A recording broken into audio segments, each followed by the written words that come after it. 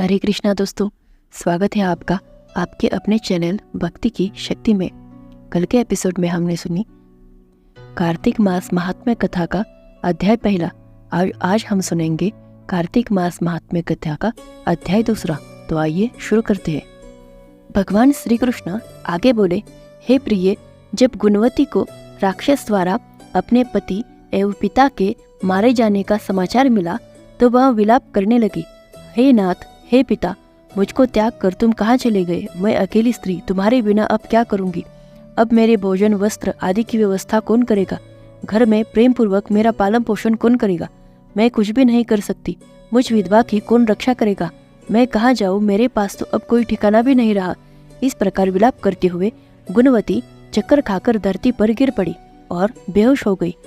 बहुत देर बाद जब उसे होश आया तो वह पहले की ही बातें करुण विलाप करती हुई शोक सागर में डूब गई।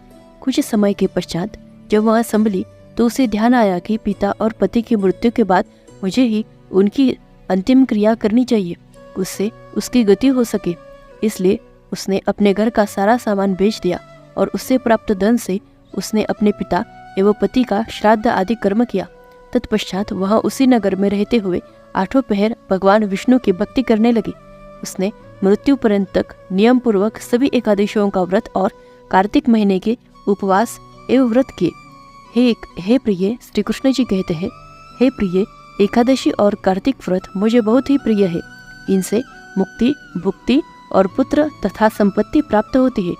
कार्तिक मास में जब तुला राशि पर सूर्य आता है तब ब्रह्म मुहूर्त में उठकर स्नान करने व व्रत व उपवास करने वाले मनुष्य मुझे बहुत प्रिय है, क्योंकि यदि उन्होंने पाप भी किए हो तो भी स्नान व व्रत के प्रभाव से उन्हें मोक्ष प्राप्त हो जाता है।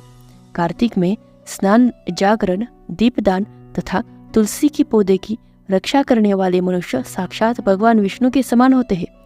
कार्तिक मास में मंदिर में झाड़ू लगाने वाले, स्वस्तिक बनाने वाले तथा भगवान विष्णु की पूजा करने वाले मनुष्य जन्म मरण के चक्कर से छूटकर पा जाता है।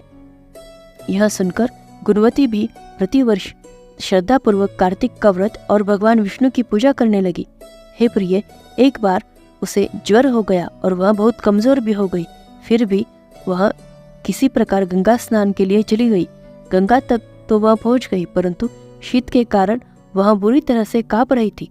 इस कारण वह शिथिल हो गई। तब मेरे भगवान दूत उसे मेरे धाम ले आए। तत्पश्चात ब्रह्मा आदि देवताओं की प्रार्थना पर जब मैंने कृष्ण का अवतार लिया तो मेरे गण भी मेरे साथ इसी पृथ्वी पर आए, जो इस समय यादव है। तुम्हारे पिता पूर्व जन्म में देव शर्मा थे तो इस समय सत्राजित है। पूर्व जन्म में चंद्र शर्मा जो तुम्हारा पति था वह डाकू है, और हे देवी, तू ही वह गुणवती है। कार्तिक व्रत के प्रभाव के कारण ही तू मेरी अर्धांगिनी हुई है। पूर्व जन्म में तुमने मेरे मंदिर में द्वार पर तुलसी का पौधा लगाया था। इस समय वह तेरे महल के आंगन में कल्प वृक्ष के रूप में विद्यमान है। उस जन्म में जो तुमने दीपदान किया था उसी का कारण कि तुम्हारी देह इतनी सुंदर है और तुम्हारे घर में साक्षात लक्ष्मी का वास है, क्योंकि तुमने पूर्व जन्म में अपने सभी व्रतों का फल पति स्वरूप विष्णु को अर्पित किया था। उसी के प्रभाव से इस जन्म में तुम मेरी प्रिय पत्नी हुई हो। पूर्व जन्म में तुमने नियम पूर्वक जो कार्तिक मास का व्रत किया था उसके कारण मेरा और तुम्हारा कभी भी वियोग नहीं होगा। इस प्रकार कार्तिक मास में व्रत आदि करने वाले मनुष्य मुझे तुम्हारे समान ही प्रिय है। दूसरे जप, तप, यज्ञ, दान आदि करने से प्राप्त फल कार्तिक मास में किए गए व्रत के फल से बहुत थोड़े होते हैं, अर्थात कार्तिक मास के व्रतों का 16वां भाग भी नहीं होते।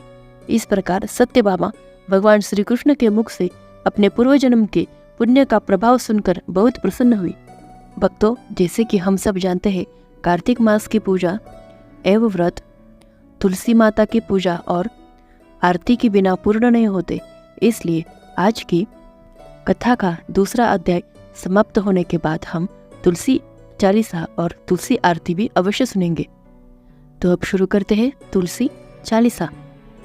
जय जय तुलसी भगवती सत्यवती सुखदानी, नमो नमो हरिप्रेयसी श्री वृंदा गुणखानी। श्री हरिशीष बिरजिनी देहु अमर वर अम्ब, जनहित है वृंदावनी, अब न करो विलंब। धन्य धन्य श्री तुलसा माता, महिमा अगम सदा श्रुति गाता। हरि के प्राण हो से तुम प्यारी, हरि ही हेतु किन्नो तप भारी। प्रसन्न है दर्शन दिन्यो, तब कर जोरी कर विनय उस किन्यो। हे भगवंत कंत मम हो, दीन जानि जनि छाड़ा हो छोहु। सुने लक्ष्मी तुलसी की बानी, दिनो श्राप कद पर आनी। उस अयोग्य वर मांगन हारी, हो विटप तुम जड़ तनुधारी। नि तुलसी ही श्रप्योत ही ठामा, करहु वासतहु निच न धाम। दियो वचन हरि तब तत्काला, सुनहु सुमुखी जनि होहु बिहाला। समय पाय हो रो पात तोरी, पूजहि आस वचन सत मोरा। तब गोकुल महब गोप सुदा, माता सुबई तुलसी तू बामा। कृष्ण रास लीला के माही, राधे शक्यो प्रेम लखि नाही। दियो श्राप तुलसी हक तत्काला, नरलोक ही तुम जन्महु बाला। यो गोप वह दानव राजा, शंखचूड़ नामक शिर ताजा। तुलसी भयिता सूखी नारी, परम सती गुण रूप अगारी। असदद्वै कल्प बित जब गयु, कल्प तृतीय जन्म तब भय हो। वृंदा नाम भयो तुलसी को, असुर जलंधर नाम पति को। करि अति द्वंद अतुल बल धामा, लिन्ना शंकर से संग्राम। जब निज सैन्य सहित शिव हारे, मरहिन तब हर ही पुकारे। पतिव्रता वृंदा थी नारी, को न सके पत ही संहारी। तप जलंधर ही भेष बनाई, वृंदा डिग हरि पहुँचो जाई। शिव हित लही करी कपट प्रसंगा, कियो सतित्व धर्म तो ही भंगा। भयो जलंधर कर संहारा, सुनी उर शोक अपारा। तिहि क्षण दियो कपट हरि टारी, लखी वृंदा दुख गिरा उचारी। जलंधर जस हत्यो अभीता, सोई रावण तस हरि ही सीता। अस प्रस्तर सम हृदय तुम्हारा, धर्म खंडी मम पति ही संहारा। यही कारण लही श्राप हमारा, होवे तुनु पाषाण तुम्हारा। सुनि हरि तुरत ही वचन उचारो, दियो श्राप बिना विचारे। लख्यो न निज करतूति पति को, छलन चयो जब पार्वती को। जड़मति तुह अस हो जड़ रूपा, जगमह तुलसी विटप अनूपा।